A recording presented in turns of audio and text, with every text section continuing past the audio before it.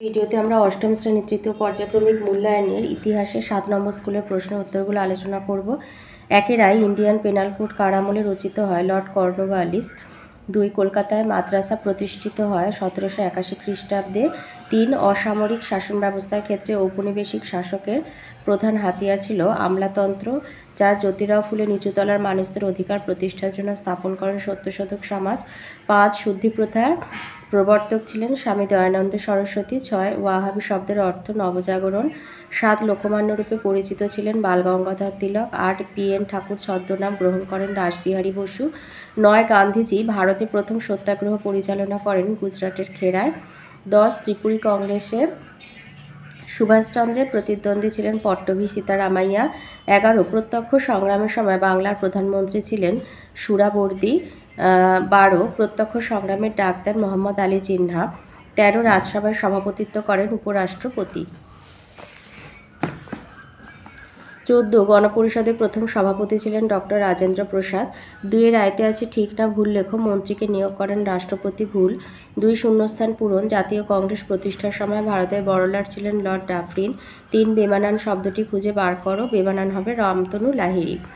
4 আছে স্তম্ভ মেলানো। এতে খিলাফত আন্দোলনের নেতা ছিলেন সি শওকত আলী। বি তুরস্কের জাতীয়তাবাদী নেতা ই মুস্তাফা কামাল পাশা। সি স্বরাজ্য দলের নেতা হবে চিত্তরঞ্জন দাস।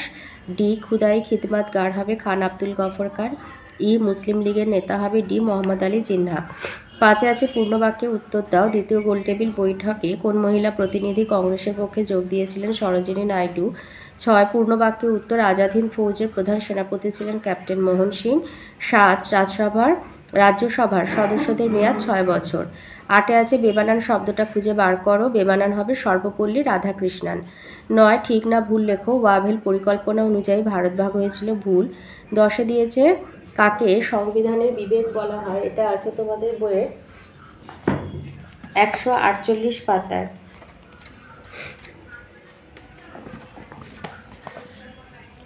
বলেছে ভারতীয় সংবিধানের একটা প্রস্তাবনা রয়েছে। সংবিধানের আদর্শ আর উদ্দেশ্য প্রস্তাবনায় ঘোষণা করা হয়েছে। ভারতীয় সংবিধানের সেই প্রস্তাবনাকে সংবিধানের বিবেক বা সংবিধানের আত্মা বলা হয়। তাহলে ভারতীয় সংবিধানের প্রস্তাবনাকেই ভারতীয় সংবিধানের বিবেক বা আত্মা বলা হয়। 3 আয়তে আছে কে কবে ক্যালকাটা স্কুল বুক সোসাইটি প্রতিষ্ঠা করে? আচ্ছা, ক্যালকাটা স্কুল বুক সোসাইটি প্রতিষ্ঠিত হয় 1800 এই যে ক্যালকাটা স্কুল বুক সোসাইটি প্রতিষ্ঠিত হয় 1817 খ্রিস্টাব্দে। আর এর প্রতিষ্ঠা করেছেন এই যে ডেভিড হেয়ার ছিলেন স্কটল্যান্ডের অধিবাসী ও ঘড়ি ব্যবসায়ী। ভারতে পাশ্চাত্য শিক্ষার প্রসারের জন্য এই Hindu college Calcutta school book society Calcutta school society প্রতিষ্ঠা করেন। তাহলে ডেভিড হেয়ার প্রতিষ্ঠা করেন 1817 খ্রিস্টাব্দে। 1817 খ্রিস্টাব্দে প্রতিষ্ঠা করেন। 2 আছে মেকলে মিনিট কি? 1835 খ্রিস্টাব্দে 2 ফেব্রুয়ারি জেনারেল কমিটি অফ পাবলিক ইনস্ট্রাকশনের সভাপতি টমাস ব্যাবিংটন মেকলে ভারতবর্ষে শিক্ষার প্রসঙ্গে একটি প্রতিবেদন বা মিনিটস পেশ করেন। সেই প্রতিবেদনে মেকলে বলেন ভারতবর্ষে ইংরাজি শিক্ষিত মধ্যবিত্ত শ্রেণী তৈরি করাই ঔপনিবেশিক প্রশাসনের প্রধান উদ্দেশ্য হওয়া উচিত। সেই শিক্ষিত মধ্যবিত্তরা জন্মগতভাবে ভারতীয় হলেও রুচি আদর্শ আর নৈতিক আচরণের দিক থেকে হবে ব্রিটিশ, এমনটাই আশা করেছিলেন মেকলে। তার প্রতিবেদনে মেকলে জানিয়েছিলেন যে সমস্ত শিক্ষা প্রতিষ্ঠান ভারতীয় ভাষায় শিক্ষার চর্চা করবে তারাও কোনো সরকারি অনুদান পাবে না। মেকলেও সংস্কৃত কলেজের বিলুপ্তির পক্ষে সওয়াল করেছিলেন। বাস্তবে মেকলের ধারণা ছিল ব্রিটিশরাই জাতিগতভাবে উন্নত আর তাদের হাত ধরেই উপনিবেশ হিসাবে ভারতে আধুনিকতা আসবে। সেই কারণেই তার প্রতিবেদনে মেকলে ভারতের প্রচলিত জ্ঞানচর্চাকে হেয় করেছিলেন। 3 রয়েছে কে কবে বিধবা বিবাহ আইন চালু করে? এটা আছে বইয়ের 79 পাতা 79 পেজে রয়েছে। 1856 খ্রিস্টাব্দে 1856 খ্রিস্টাব্দে হিন্দু পুনর্বিবাহ আইন জারি হয়। মানে ঈশ্বরচন্দ্র বিদ্যাসাগরের আন্দোলনের প্রভাবে 1856 খ্রিস্টাব্দে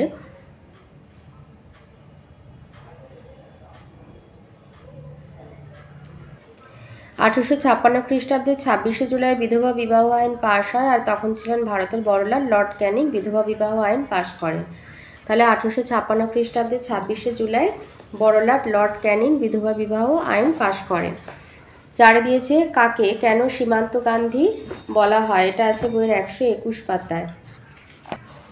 ভারতের উত্তর পশ্চিম প্রান্তে খান আব্দুল গফর খানের নেতৃত্বে পাঠানরা আইন অমান্য আন্দোলনে সামিল হয়েছিলেন। তারা ছিলেন অহিংস গান্ধীবাদী সংগ্রামী। তাদের সংগ্রামটির নাম ছিল খুদাই খিদমাতগার। লাল রঙের কুর্তা পরতেন বলে তাদের লাল কুর্তা বাহিনী বলা হতো। আর গান্ধী অনুগামী হওয়ার সুবাদে খান আব্দুল গফর খান সীমান্ত গান্ধী নামে পরিচিত হন। 5 দিয়েছে রাওলাট আইন কি, এটা আছে বইয়ের 118 পাতায়। লিখবে 1919 খ্রিস্টাব্দের মার্চ মাসে এস.এ.টি. রাওলাটের নেতৃত্বে একটি কমিটি 2টি বিল আইনসভায় পেশ করে। ওই বিল দুটিতে বিপ্লবী আন্দোলন আটকানোর জন্য ব্রিটিশ সরকারের হাতে আরও বেশি দমনমূলক ক্ষমতা দেওয়ার কথা বলা হয়েছিল। ওই বিল দুটির বিরুদ্ধে মহাত্মা গান্ধী সত্যাগ্রহ আন্দোলন করেছিলেন। ওই বছরই 6 এপ্রিল সাধারণ ধর্মঘটের মাধ্যমে জাতীয় স্তরের আন্দোলন শুরু হয়। তার 3 দিন পরে গান্ধী জেলে যাওয়ার পর আন্দোলন হিংসামূলক হয়ে ওঠে।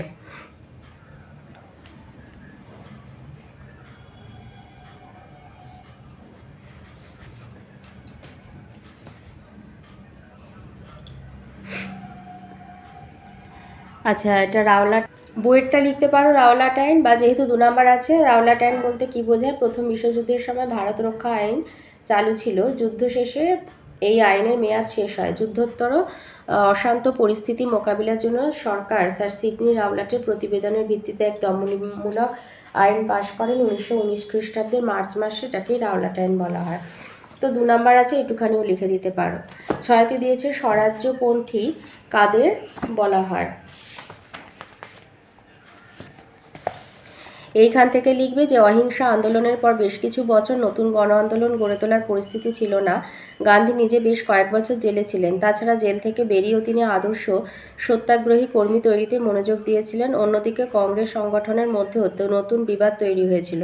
কংগ্রেসের মধ্যে স্বরাজ্যপন্থী বলে একটি নতুন গোষ্ঠী তৈরি হয়েছিল। তাহলে কংগ্রেসের মধ্যে যে একটি নতুন গোষ্ঠী হয় তাকে স্বরাজ্যপন্থী বলা হয়।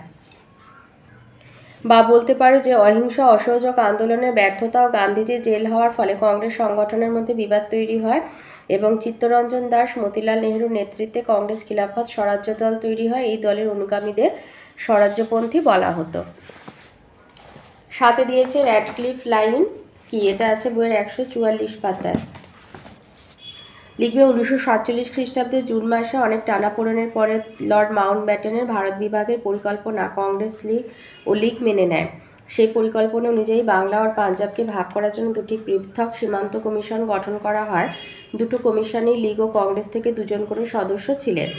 1947 খ্রিস্টাব্দে 27 জুন বিশিষ্ট ব্রিটিশ আইনজীবী স্যার সিরিল র্যাডক্লিফ 2টি কমিশনের সভাপতি নিযুক্ত হন। তিনি 12 জুলাই কার্যভার গ্রহণ করেন।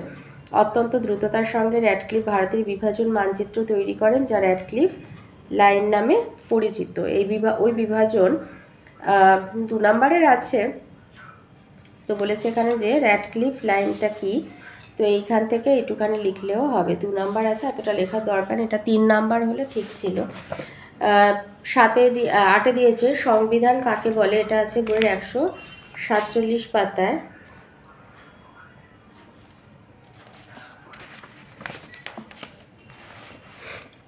লিখবে সংবিধান বলতে বোঝায় কতগুলো আইনের সমষ্টি। সেই আইন মোতাবেক কোনো সংস্থা বা প্রতিষ্ঠান পরিচালিত হয়। রাষ্ট্র যেহেতু একটি প্রতিষ্ঠান, তাই রাষ্ট্র পরিচালনার জন্য একটি সংবিধানের প্রয়োজন হয়। রাষ্ট্রের নিরিখে সংবিধান হলো সেই সব আইন কানুন যার দ্বারা সরকারের ক্ষমতা, নাগরিকদের অধিকার এবং সরকার নাগরিকদের সম্পর্ক পরিচালিত হয়। সংবিধান একটা দেশের সার্বভৌমত্বের প্রতীক। 9তে বলেছে ভারতের সংবিধানে ধর্মনিরপেক্ষ শব্দটির তাৎপর্য কি, এটা আছে বইয়ের 148 পাতায়। এইটা লিখবে ধর্মনিরপেক্ষ বলতে বোঝানো হয়েছে ভারত রাষ্ট্রের নিজস্ব কোনো ধর্ম নেই। বিশেষ কোনো ধর্মের হয়ে কথা বলা বা বিরোধিতা করা কোনোটাই রাষ্ট্র করবে না। প্রত্যেক নাগরিক তার নিজের বিশ্বাস মতো ধর্মাচরণ করতে পারবেন। 4তে আছে, 4 এগুলো 3 নাম্বারে করে। 4-এর আয়তে দিয়েছে টিকা লেখো মুন্ডা উলগুলান। এটা আছে বইয়ের 86 পাতাতে। মুন্ডা উলগুলান উপজাতীয় কৃষক বিদ্রোহের অন্যতম বড় উদাহরণ ছিল। বিরসা মুন্ডার নেতৃত্বে মুন্ডা উলগুলান বা মুন্ডা বিদ্রোহ। মুন্ডাদের জমি ধীরে ধীরে বহিরাগত বা দিকুদের হাতে চলে যায়। পাশাপাশি জমিদার মহাজন, খ্রিস্টান মিশনারি ও ঔপনিবেশিক সরকারের প্রতি মুন্ডা কৃষকরা ক্ষুব্ধ হয়ে উঠেছিল। মুন্ডারা বিশ্বাস করত তাদের নেতা বিরসা নানা রকম অলৌকিক ক্ষমতার অধিকারী। বিরসার আন্দোলন কেবল দিকুদের বিতাড়নেই থেমে থাকেনি। ব্রিটিশ শাসনের অবসান ঘটিয়ে বিরসার শাসন প্রতিষ্ঠা করা মুন্ডা উলগুলানের অন্যতম লক্ষ্য ছিল। তবে ঔপনিবেশিক প্রশাসনের দমনপীড়নের ফলে মুন্ডা উলগুলান পরাস্ত হয়। 2 আছে টিকা লেখো পণ্ডিতা রমাবাঈ। লিখবে 19 শতকে নারী শিক্ষাকে কেন্দ্র করে বেশ কিছু নারীও উদ্যোগী হয়েছিলেন। এদের মধ্যে উল্লেখযোগ্য পশ্চিম ভারতের পণ্ডিতা রমাবাঈ। তারপরে এখানে চলে আসবে পণ্ডিতা রমাবাঈ ছিলেন ব্রাহ্মণ পরিবারের মেয়ে। প্রাচীন ভারতীয় শাস্ত্র বিষয়ে তার পড়াশোনা ছিল। সমস্ত সামাজিক বাধা নস্যাৎ করে তিনি এক শূদ্রকে বিয়ে করেন। পরে বিধবা অবস্থায় নিজের মেয়েকে নিয়ে ইংল্যান্ডে গিয়ে ডাক্তারি পড়েন রমাবাঈ। বিধবা মহিলাদের জন্য তিনি একটি আশ্রম তৈরি করেছিলেন। তবে রমাবাঈর উদ্যোগকে রক্ষণশীলদের অনেকেই সমালোচনা করেছিলেন। তিনি আছে নীল বিদ্রোহের কারণগুলি বিশ্লেষণ করো। আচ্ছা, নীল বিদ্রোহের কারণ বিশ্লেষণ করো বলেছে। 3 নাম্বার আছে, শুধু কারণগুলো দেবে। এক হচ্ছে দাদন প্রথা।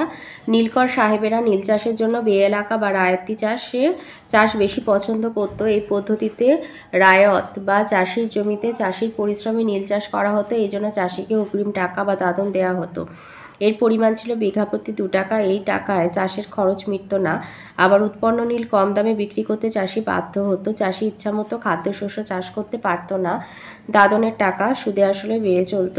চাষি নীল চাষের চক্র থেকে মুক্ত হতে পারত না। 2 হচ্ছে নীলকরদের অত্যাচার।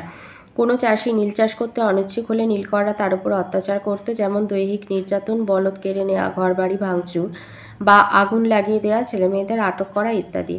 3 হচ্ছে প্রশাসনের ভূমিকা। নীল চাষিরা প্রশাসনের কাছে প্রতিকার প্রার্থনা করে নিরাশ হয়। আদালত নীল চুক্তিকে বৈধ বলে ঘোষণা করে। 4 প্রত্যক্ষ কারণ। 2টি সরকারি ঘোষণা নীল চাষিদের উৎসাহ দান করে। এক হচ্ছে 1859 খ্রিস্টাব্দে বারাসাতের ম্যাজিস্ট্রেট অ্যাসলি ইডেন ঘোষণা করেন কোনো চাষি তার জমিতে নীল চাষ করবে কিনা সেটা তার নিজস্ব সিদ্ধান্ত। এ বিষয়ে তার উপর জবরদস্তি করা যাবে না। 2 হচ্ছে 1859 খ্রিস্টাব্দে 17ই আগস্ট পুলিশ কর্মীদের নির্দেশ দেওয়া হয় কোনো নীলকর অনিচ্ছুক চাষিকে নীল চাষে যাতে বাধ্য না করতে পারে সেই দিকে লক্ষ্য রাখতে হবে। এই সমস্ত কারণের ফলশ্রুতিতে নীল চাষিরা জোট বাঁধে। বিশ্বাস ভাইদের নেতৃত্বে নীল চাষের বিদ্রোহ শুরু হয় 1859 খ্রিস্টাব্দে। 4 নম্বর প্রশ্ন বলেছে কংগ্রেসের নরমপন্থী আর চরমপন্থীদের মধ্যে পার্থক্যগুলি ব্যাখ্যা করো। তো পার্থক্য হচ্ছে এক হচ্ছে নরমপন্থীটা বলে নিচ্ছি। নরমপন্থীরা ব্রিটিশ সরকারের প্রতি আবেদন নিবেদন নীতিতে বিশ্বাসী ছিলেন। আর 2 নরমপন্থীদের লক্ষ্য ছিল ব্রিটিশ শাসনের আওতায় থেকে আংশিক স্বশাসন ভোগ করা। চরমপন্থীরা আবেদন নিবেদনের পরিবর্তে নিষ্ক্রিয় প্রতিরোধে বিশ্বাসী ছিলেন, অর্থাৎ তারা সরকারের অন্যায্য আইনগুলি অমান্য করে ব্রিটিশ সরকারের বিরোধিতা করার পক্ষপাতী ছিলেন। চরমপন্থীদের লক্ষ্য ছিল স্বরাজ অর্জন। চরমপন্থী নেতা বিপিনচন্দ্র পালের মতে স্বরাজ মানে চূড়ান্ত স্বাধীনতা। 5 আছে মুসলিম লীগের লাহোর অধিবেশনের তাৎপর্য বিশ্লেষণ করো। আচ্ছা, এখানে 21 নম্বরের এই প্রশ্ন থেকে ভূমিকাটা এটা নেবে যে 1940 খ্রিস্টাব্দে 23শে মার্চ মুসলিম লীগের লাহোর অধিবেশন বিশেষ গুরুত্বপূর্ণ ছিল। জাতীয় কংগ্রেস যেমন লাহোর অধিবেশনে পূর্ণ স্বরাজ প্রস্তাব পাশ করে, তেমনি লীগ এই অধিবেশনে পৃথক রাষ্ট্র গঠনের প্রস্তাব পাশ করে। একেই লাহোর প্রস্তাব বা পাকিস্তান প্রস্তাব বলা হয়। এই প্রস্তাবের মূল বিষয় হলো হিন্দু মুসলিম 2টি পৃথক জাতি হিসাবে মুসলমানদের জন্য একটি পৃথক মুসলিম রাষ্ট্র প্রয়োজন। আর 2 সভাপতির ভাষণে মোহাম্মদ আলী জিন্নাহ বলেন উপমহাদেশে শান্তি প্রতিষ্ঠার জন্য ভারতবর্ষের মুসলিম সংখ্যাগরিষ্ঠ উত্তর পশ্চিম আর উত্তর পূর্ব অঞ্চল নিয়ে একটি স্বতন্ত্র আর সার্বভৌম রাষ্ট্র গঠন করা প্রয়োজন। গুরুত্ব হচ্ছে মুসলিম লীগের লাহোর অধিবেশন ছিল বিশেষ গুরুত্বপূর্ণ কারণ প্রথমত এই অধিবেশনে মুসলমানদের জন্য পৃথক রাষ্ট্রের প্রস্তাব গৃহীত হয়েছিল। দ্বিতীয়ত এই অধিবেশনে জাতিতত্ত্বের চূড়ান্ত রূপায়ণ ঘটেছিল। 6 আছে খিলাফত আন্দোলনে গান্ধীজির ভূমিকা বিশ্লেষণ করো। এইখান থেকে লিখবে খিলাফত আন্দোলনে গান্ধীজির ভূমিকা। গান্ধীজি মুসলমানদের দ্বারা সংগঠিত খিলাফত আন্দোলনকে জাতীয় স্বার্থে ব্যবহার করার পরিকল্পনা করেন। তিনি বলেন যে হিন্দু মুসলমান ঐক্যের এমন সুযোগ 100 বছরে আর আসবে না। সুতরাং তিনি মনে করেন অসহযোগ আন্দোলনের সঙ্গে খিলাফত আন্দোলনকে যুক্ত করতে পারলে একদিকে যেমন জাতীয় আন্দোলন জোরদার হবে, অপরপক্ষে ব্রিটিশ সরকারের অনুসৃত বিভেদ নীতি সম্পূর্ণ ব্যর্থ হবে। এইসব কারণে গান্ধীজি খিলাফত আন্দোলনকে সমর্থন করেন। তিনি 1919 খ্রিস্টাব্দে 24শে নভেম্বর দিল্লিতে অনুষ্ঠিত সর্বভারতীয় খিলাফত অধিবেশনে সভাপতিত্ব করেন। মুসলমানদের দাবি সমর্থন করে মহাত্মা গান্ধী অসহযোগ আন্দোলনের পরিকল্পনা করেন। কর্মসূচি আর আন্দোলনের অবস্থান 1920 খ্রিস্টাব্দে জুন মাসে আন্দোলনের কর্মসূচি গ্রহণ করা হয় এবং সরকারি খেতাব বর্জন, চাকরি থেকে ইস্তফা, খাজনা বন্ধ সহ হরতাল পালিত হয়। এই সময় 1924 খ্রিস্টাব্দে মুস্তাফা কামাল পাশার নেতৃত্বে তুরস্কের খলিফা পদের অবলুপ্তি ঘটলেও ভারতীয় খিলাফত আন্দোলন স্তীমিত হয়ে যায়। 3 নাম্বার আছে, এখান থেকে এইটুখানি লিখে দেবে। সাথে দিয়েছে টিকা লেখো ভারতীয় সংবিধানের প্রস্তাবনা। আচ্ছা, ভারতীয় সংবিধানের প্রস্তাবনা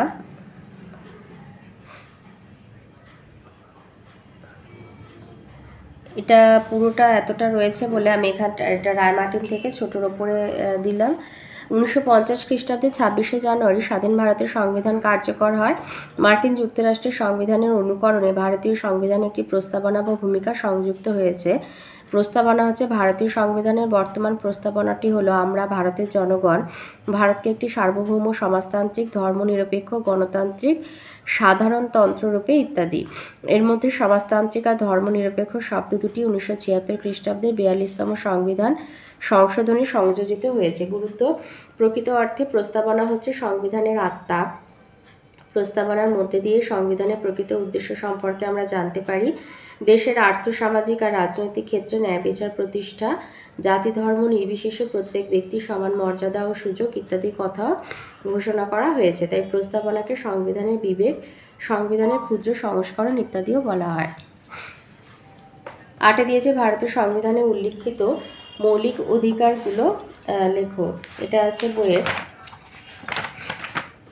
157 পাতায়। মৌলিক অধিকারগুলো, কর্তব্য না, মৌলিক অধিকার যেগুলো এইগুলো।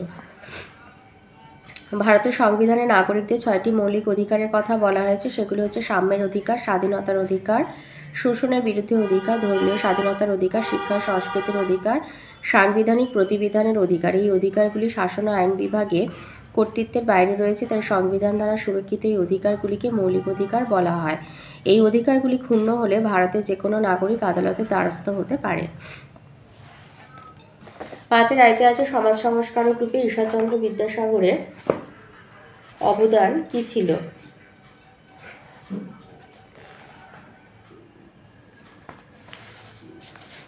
বলেছে সমাজ সংস্কারক হিসাবে, এটা বইয়ের 80 পাতায় রয়েছে। লিখবে 19 শতকের দ্বিতীয় ভাগে বাংলায় প্রায় এক উদ্যোগে শিক্ষা ও সমাজ সংস্কারে উদ্যোগ নিয়েছিলেন পণ্ডিত ঈশ্বরচন্দ্র বিদ্যাসাগর। সংস্কৃত কলেজে পড়ানোর সময় থেকে শিক্ষা সংক্রান্ত নানান সংস্কারে উদ্যোগ নিয়েছিলেন বিদ্যাসাগর। তার উদ্যোগেই ব্রাহ্মণ আর বৈদ্য পরিবারের ছেলেদের পাশাপাশি কায়স্থ ছেলেরাও সংস্কৃত কলেজে পড়ার সুযোগ পায়। বিদ্যাসাগর সংস্কৃত শিক্ষার পাশাপাশি উপযুক্ত ইংরাজি শিক্ষার দরকারও অনুভব করেছিলেন। তিনি বুঝেছিলেন মাতৃভাষার ইংরাজির মধ্যে সংযোগ সাধন দরকার। 1850-এর দশকে ছাত্রদের পড়াশোনার জন্য অনেকগুলি বই লেখেন। পাশাপাশি ইংরাজি ভাষায় লেখা আধুনিক গণিতের চর্চা ও পাঠ্যসূচির অন্তর্ভুক্ত করেন তিনি। সহকারী স্কুল পরিদর্শক হিসাবে বাংলার বিভিন্ন জেলায় কয়েকটি মডেল স্কুল তৈরি করেন বিদ্যাসাগর। তিনি বুঝেছিলেন যে সরকারি তরফে যে সামান্য টাকা শিক্ষা খাতে বরাদ্দ করা হয় তা দিয়ে সমস্ত মানুষকে শিক্ষার আয়ত্তায় আনা সম্ভব নয়। ফলে শিক্ষা বিষয়ে ঔপনিবেশিক সরকারের নির্দিষ্ট পরিকল্পনা করা উচিত বলে মনে করতেন বিদ্যাসাগর। নারীদের শিক্ষা বিস্তারের প্রতি বিদ্যাসাগর নজর দিয়েছিলেন। বেথুন স্কুলে যাতে মেয়েরা পড়তে যায় তার জন্য তিনি ব্যক্তিগত উদ্যোগ নিয়েছিলেন। স্কুল পরিদর্শকের কাজ করার সময় নিজের খরচে অনেকগুলি মেয়েদের স্কুল তৈরি করেছিলেন বিদ্যাসাগর। বাংলার বিভিন্ন জেলায় ছড়িয়ে থাকা স্কুলগুলিতে অনেক মেয়ে পড়াশোনা করত। এর সাথে আছে, এখান থেকে দেবে আরেকটু,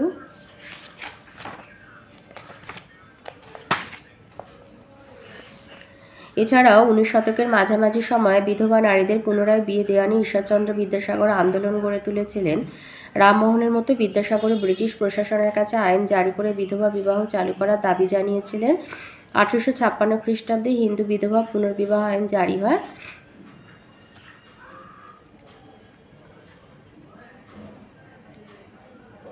কিন্তু সমাজের সর্বস্তরে মোটেই বিধবা বিবাহ জনপ্রিয় হয়নি, বরং বিদ্যাসাগরের ব্যক্তিগত উদ্যোগে কয়েকটি বিধবা বিবাহ আয়োজন করা হয়েছিল।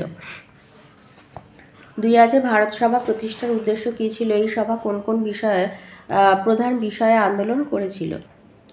লিখবে 1876 খ্রিস্টাব্দে 26শে জুলাই সুরেন্দ্রনাথ বন্দ্যোপাধ্যায়, আনন্দমোহন বসু, শিবনাথ শাস্ত্রী প্রমুখের প্রচেষ্টায় কলকাতার অ্যালবার্ট হলে ইন্ডিয়ান অ্যাসোসিয়েশন বা ভারত সভা প্রতিষ্ঠিত হয়। তবে ভারত সভার প্রাণপুরুষ ছিলেন রাষ্ট্রগুরু সুরেন্দ্রনাথ বন্দ্যোপাধ্যায়। জাতীয়তাবাদের উন্মেষে ভারত সভা গুরুত্বপূর্ণ ভূমিকা পালন করেছিল।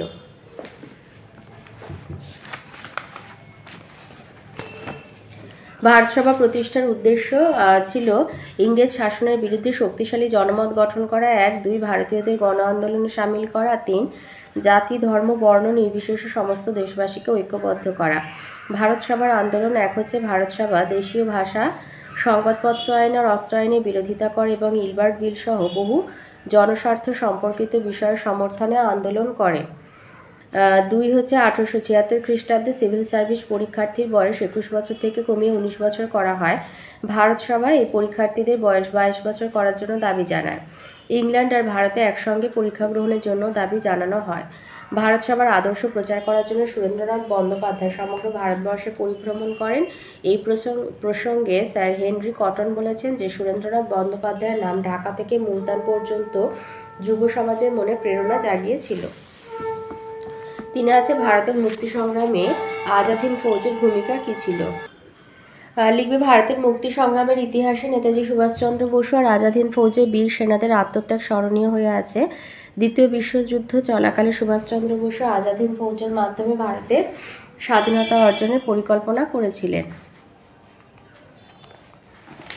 এটা অনেকটাই বড় 5 নাম্বার। তো আজাদ হিন্দ বাহিনী প্রতিষ্ঠা 1942 খ্রিস্টাব্দের 15 জুন প্রখ্যাত ভারতীয় বিপ্লবী রাসবিহারী বসু ব্যাংকক শহরে প্রবাসী ভারতীয়দের নিয়ে ইন্ডিয়ান ইন্ডিপেন্ডেন্স লীগ গঠন করেন। তিনি সিঙ্গাপুরে আজাদ হিন্দ ফৌজ গঠন করেন 1942 খ্রিস্টাব্দের 1 সেপ্টেম্বর। প্রতিষ্ঠাকালে আজাদ হিন্দ ফৌজের প্রধান সেনাপতি ছিলেন মোহন সিং। নেতৃত্ব গ্রহণ নেতাজি সুভাষচন্দ্র সিঙ্গাপুরে এক বিশাল অনুষ্ঠানে ইন্ডিয়ান ইন্ডিপেন্ডেন্স লীগের দায়িত্বভার আর আজাদ হিন্দ বাহিনীর নেতৃত্ব গ্রহণ করেন। দায়িত্বভার গ্রহণের পর তিনি সেনাদলকে কয়েকটি ব্রিগেডে ভাগ করেন। এগুলি হচ্ছে গান্ধী, আজাদ, নেহেরু, রানী ঝাঁসি প্রভৃতি। আজাদ হিন্দ সরকার গঠন নেতাজি সুভাষচন্দ্র বোস সিঙ্গাপুরে 1943 খ্রিস্টাব্দের 21 অক্টোবর স্বাধীন আজাদ হিন্দ সরকার প্রতিষ্ঠা করেন। জাপান, ইটালি, জার্মানি সহ 9টি রাষ্ট্র এই সরকারকে স্বীকৃতি দেয়। জাপান তার অধিকৃত আন্দামান আর নিকোবর দ্বীপপুঞ্জ এই সরকারকে অর্পণ করে। এই দ্বীপপুঞ্জ দুটির নামকরণ করা হয় শহীদ দ্বীপ আর স্বরাজ দ্বীপ। ব্রিটিশ সরকারের যুদ্ধ ঘোষণা আজাদ হিন্দ ফৌজ 1943 খ্রিস্টাব্দে 23 অক্টোবর ব্রিটিশ সরকারের বিরুদ্ধে যুদ্ধ ঘোষণা করে। ভারতীয়রা দলে দলে আজাদ হিন্দ বাহিনীতে যোগদান করে। নেতাজি 1944 খ্রিস্টাব্দে 4 জানুয়ারি রেঙ্গুনে আজাদ হিন্দ ফৌজের প্রধান সামরিক দপ্তর স্থাপন করেন। আজাদ হিন্দ ফৌজের রণধ্বনি ছিল দিল্লি চলো। তাদের লক্ষ্য ছিল দিল্লি দখল করে ভারত থেকে ইংরেজদের বিতাড়িত করা। আজাদ হিন্দ ফৌজের অভিযান নেতাজির বলিষ্ঠ নেতৃত্বে উদ্বুদ্ধ আজাদ হিন্দ বাহিনী ব্রহ্মদেশ সীমান্ত অতিক্রম করে ভারত ভূখণ্ডে পদার্পণ করে 1944 খ্রিস্টাব্দের 18 মার্চ তারা মণিপুরে প্রবেশ করে মৈরাংয়ের ভারতের জাতীয় পতাকা উত্তোলন করে এবং মণিপুরের রাজধানী ইম্ফল দখলের জন্য ইংরেজ বাহিনীর সঙ্গে লড়াই শুরু করে। আজাদ হিন্দ বাহিনীর আত্মসমর্পণ। এদিকে আমেরিকা জাপান অভিযানে অগ্রসর হলে যুদ্ধের গতি পরিবর্তিত হয়। জাপানি সেনাবাহিনী স্বদেশ রক্ষার্থে আজাদ হিন্দ বাহিনীর সঙ্গ ত্যাগ করে। 1945 খ্রিস্টাব্দের 15 আগস্ট জাপান মিত্রশক্তির কাছে আত্মসমর্পণ করলে আজাদ হিন্দ বাহিনীও অস্ত্র ত্যাগ করতে বাধ্য হয়। অপরদিকে 18 আগস্ট নেতাজি এক বিমান দুর্ঘটনায় নিহত হন বলে খবরে প্রচারিত হয়। গুরুত্ব ভারতীয় জাতীয় আন্দোলনের ইতিহাসে আজাদ হিন্দ বাহিনীর মুক্তি সংগ্রামের গুরুত্ব অপরিসীম। প্রথমত, আজাদ হিন্দ বাহিনীর মুক্তি সংগ্রামের কাহিনী দেশবাসীকে স্বাধীনতা লাভের জন্য উদ্গ্রীব করে তুলেছিল। দ্বিতীয়ত, আজাদ হিন্দ বাহিনীতে জাতি ধর্ম বর্ণ নির্বিশেষে সকলের যোগদানে জাতীয় ঐক্য আর ভ্রাতৃত্ববোধের ঐতিহ্য প্রকাশিত হয়েছিল। তৃতীয়ত হচ্ছে আজাদ হিন্দ বাহিনীর বীর সৈনিকদের বিচারকে কেন্দ্র করে দেশব্যাপী গণ আন্দোলন শুরু হয়েছিল। চতুর্থত, আজাদ হিন্দ বাহিনীর বীরত্বপূর্ণ সংগ্রামের প্রভাবে ইংরেজ বাহিনীর ভারতীয় সিপাহীরা প্রভাবিত হয়েছিল। ফলে ইংরেজ সরকারও বুঝতে পেরেছিল যে ভারতে তাদের দিন শেষ হয়ে আসছে এবং তারা ক্ষমতা হস্তান্তর বিষয়ে চিন্তাভাবনা শুরু করেছিল। 4 দিয়েছে 1946 খ্রিস্টাব্দে ভারতে নৌ বিদ্রোহের কারণ ও গুরুত্ব আলোচনা করো। এটাও রায় মার্টিনের 223 পৃষ্ঠাতে রয়েছে। ভারতের স্বাধীনতা সংগ্রামের শেষ পর্বে এক উল্লেখযোগ্য গণ আন্দোলন হলো 1946 খ্রিস্টাব্দের নৌ বিদ্রোহ। বিদ্রোহের সূচনা 1946 খ্রিস্টাব্দের 19 ফেব্রুয়ারি বোম্বাইয়ে রয়্যাল ইন্ডিয়ান নেভির তলোয়ার নামক জাহাজে নাবিকরা বিদ্রোহ ঘোষণা করেন, কারণ ব্রিটিশ সরকার এই জাহাজের রেডিও অপারেটর বলাই দত্তকে দেশাত্মবোধক স্লোগান দেওয়ার জন্য পদচ্যুত করে। নাবিকরা ব্রিটিশ সরকারের পতাকা ইউনিয়ন জ্যাক নামিয়ে ত্রিবর্ণ রঞ্জিত পতাকা তুলে বিদ্রোহ ঘোষণা করে।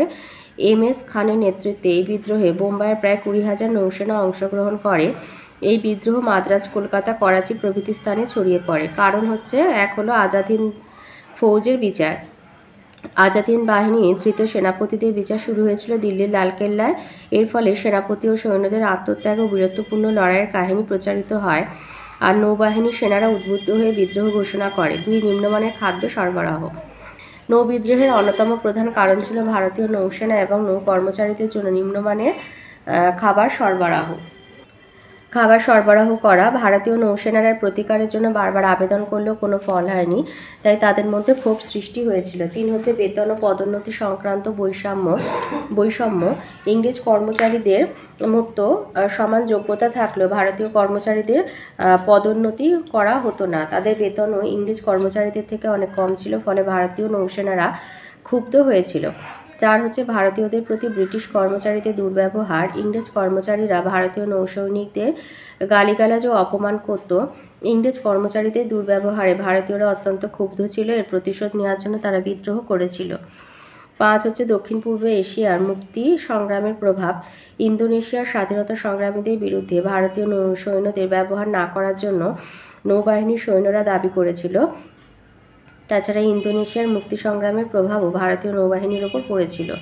6 হচ্ছে দ্বিতীয় বিশ্বযুদ্ধের প্রভাব। দ্বিতীয় বিশ্বযুদ্ধের অবসানে নৌসেনাদের প্রয়োজন ফুরিয়ে গেলে ব্রিটিশ সরকার ভারতীয় নৌসেনাদের ছাঁটাই করতে শুরু করে। এর ফলে তারা প্রবল আর্থিক সংকটের মুখে পড়ে ও বিদ্রোহে সামিল হয়। নৌবিদ্রোহের গুরুত্ব হচ্ছে, ভারতের স্বাধীনতা সংগ্রামের ইতিহাসে 1946 খ্রিস্টাব্দে নৌবিদ্রোহ অত্যন্ত গুরুত্বপূর্ণ ছিল। 1 হচ্ছে 1857 খ্রিস্টাব্দের মহাবিদ্রোহের পর আরও একটি বড় মাপের সেনাবাহিনীর বিদ্রোহ ছিল নৌবিদ্রোহ। নৌসেনাদের বিদ্রোহের ফলে ব্রিটিশ সরকার উপলব্ধি করেছিল যে ভারতে তারা আর বেশিদিন রাজত্ব করতে পারবে না। আর 2 নৌবিদ্রোহের ফলে ব্রিটিশ মন্ত্রিসভা প্রেরিত মন্ত্রী মিশন ভারতে যুক্তরাষ্ট্র গঠন ও সংবিধান সভার বিষয়ে সুপারিশ করে। পরিশেষে বলা যায়, ভারতের স্বাধীনতা সংগ্রামের শেষ উল্লেখযোগ্য গণসংগ্রাম ছিল নৌবিদ্রোহ। ঐতিহাসিক রজনীপাম দত্ত বলেন, এই বিদ্রোহ ভারত ইতিহাসে নবযুগের সূচনা করে।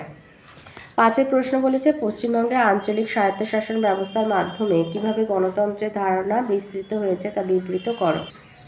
এই উত্তরটা লিখবে যে আমাদের দেশে স্বায়ত্তশাসন ব্যবস্থা অতি প্রাচীন। বর্তমান স্বায়ত্তশাসন ব্যবস্থা ব্রিটিশ আমলে গড়ে ওঠে। স্বাধীন ভারতে পঞ্চায়েত আইনের মাধ্যমে ত্রিস্তর পঞ্চায়েত ব্যবস্থা চালু হয়েছে। পশ্চিমবঙ্গে আঞ্চলিক স্বায়ত্তশাসন ব্যবস্থা দুভাগে বিভক্ত, গ্রামীণ আর পৌর। গ্রামীণ ক্ষেত্রে নতুন পঞ্চায়েত আইন অনুসারে পশ্চিমবঙ্গে ত্রিস্তর বিশিষ্ট পঞ্চায়েত ব্যবস্থা আছে। এই স্তর 3টি হলো গ্রাম পঞ্চায়েত, পঞ্চায়েত সমিতি, জেলা পরিষদ। বৈশিষ্ট্য হচ্ছে, প্রথমত ভারতের গণতান্ত্রিক শাসন ব্যবস্থার অন্যতম বৈশিষ্ট্য হচ্ছে আঞ্চলিক স্তরের স্বায়ত্তশাসন। দ্বিতীয়ত হচ্ছে আঞ্চলিক স্বায়ত্তশাসনমূলক প্রতিষ্ঠানের সদস্যগণ সার্বিক প্রাপ্তবয়স্কের ভোটাধিকারের ভিত্তিতে জনগণ কর্তৃক নির্বাচিত হন। তৃতীয়ত বলেছে, গ্রামীণ আর পৌর স্বায়ত্তশাসনমূলক প্রতিষ্ঠানগুলিতে স্থানীয় জনগণ সরাসরি শাসন ব্যবস্থায় অংশ নিতে পারেন। ত্রিস্তর পঞ্চায়েত ব্যবস্থা। গ্রাম পঞ্চায়েত ত্রিস্তর পঞ্চায়েত ব্যবস্থার প্রধান স্তর হচ্ছে গ্রাম পঞ্চায়েত। কয়েকটি গ্রাম নিয়ে সভা গড়ে ওঠে। গ্রামের প্রাপ্তবয়স্ক ব্যক্তিরা ভোট দিয়ে একজন সদস্য বা সদস্যাকে নির্বাচিত করে। তফসিলি জাতি, উপজাতি বা মহিলাদের জন্য আসন সংরক্ষিত থাকে। 5 বছর মেয়াদে তারা রাস্তাঘাট, পুকুর সংস্কার, গাছ লাগানো প্রভৃতি কাজ করে থাকে।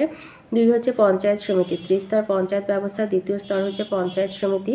কয়েকটি গ্রাম পঞ্চায়েত নিয়ে সমিতি গঠিত হয়। গঠন পদ্ধতি গ্রাম পঞ্চায়েতের অনুরূপ। ব্লক স্তরে স্থানীয় উন্নয়নমূলক কাজ করে পঞ্চায়েত সমিতি। জেলা পরিষদ। ত্রিস্তর পঞ্চায়েতের সর্বোচ্চ স্তর হলো জেলা পরিষদ। গঠন পদ্ধতি পঞ্চায়েত সমিতির মতোই। আঞ্চলিক ক্ষেত্রে জেলা পরিষদ উন্নয়নমূলক কাজ করে। পৌরসভার ক্ষেত্রে বড় কমিটি, ওয়ার্ড কমিটি, স্থায়ী কমিটি গঠন করা হয়। স্থানীয় স্বায়ত্তশাসনের অভিজ্ঞতা, আচ্ছা এটা লেখার দরকার নেই, ওটা বলেছে বিবৃত করো, এইটুখানি লিখলেই হবে। এইটুখানি, এটা বলেছে তোমার মতামত বা অভিজ্ঞতা।